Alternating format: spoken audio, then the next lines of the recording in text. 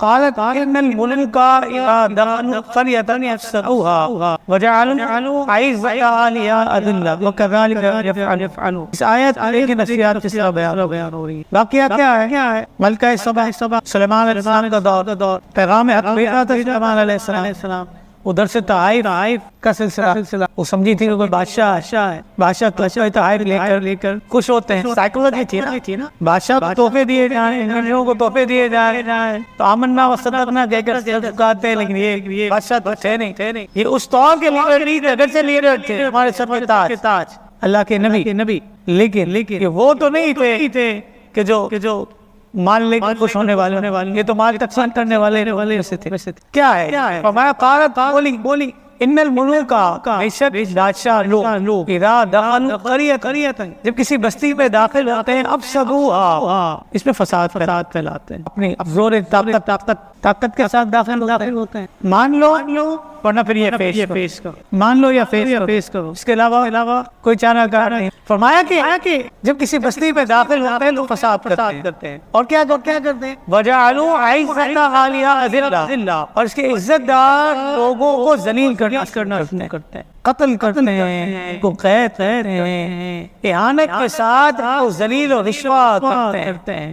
اور پھر آخری جملہ کیا ہے آیت کا؟ وہ کہتی ہے سورہ نمل آیت نمبر 34 فرمائے وَكَذَلِكَ يَفْعَلُونَ. یہ جملہ جو ہے نا یہ مزید اس نفسیات کے پہلو کو کہتے ہیں نا کہ اسٹیپ لگا رہا، یہ ایسا ہی کرتے ہیں، یہ بادشاہ لوگ کرتے ہی ایسا ہے، لیڈر لوگ کرتے ہی ایسا، اس میں کوئی دو رائے نہیں ہے. تو گویا کہ یہ نفسیاتی پہلو کتنے سو سال پہلے سوچا جا رہا تھا، پڑھا جا رہا تھا، سمجھا جا رہا تھا، لکھا جا رہا تھا، جبکہ نفسیات کی کتابیں لکھی نہیں تھی. سلیمان علیہ السلام کے دور پہ نفسیات کی کتابیں کہاں سے لائیں گے؟ لیکن بغور اس آیت کا مطالعہ کرتے ہیں تو ملکہ سبا نے انسانی نفسیات خصوص بادشاہوں کی کیٹیگری میں جو بات آئی تھی اسے بیان بھی کیا اور پھر اس پر جو اسٹیپ بھی لگائی. اور کذالک یفعلون کہتے ہی ایسا ہے، اس کے علاوہ کچھ بھی نہیں کرتے.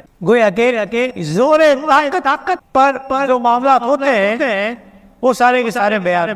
پھر کیا فرمایا یہاں پر ایک اور چیز، ملکہ سبا کو اسلام کی ملک کی حق عورت تھی نہیں، اسلام تو نہیں تھا اس وقت، اسی لیے تو سلیمان علیہ السلام نے رکا بھیجا تھا کہ آ جاؤ میں سلمان اپنے آپ کو عافیت میں لے آؤ. دعوت حق پیش کی تھی سلیمان علیہ السلام، لیکن وہ اس بات کو جانتی تھی کہ بادشاہ کے طور طریقے کیا ہوتا ہے. اگر یہ بادشاہ ہے تو میرے تحفے قبول کر لیں، اگر بادشاہ نہ ہے تو تحفے قبول نہیں کریں گے. یہ ساری سائیکل چل رہی ہے، سارا نفسیات چل رہا ہے. کہاں قرآن کوئی اس طرح کا جائے کبھی. پھر جس نبی پر یہ قرآن نازل ہوا اس نبی کے کردار میں اس کو پرکھنے کے کتنے جو ہے وہ زاویے کیسے ماہر نفسیات یہ اگر میں آسان چھوڑ دوں اس کو، آپ کے قول میں، آپ کے فعل میں، آپ کے کردار میں کس طور پر نفسیاتی پہلوؤں کا جائزہ لیا جا سکتا ہے. ان کی شخصیت وہ ہے کہ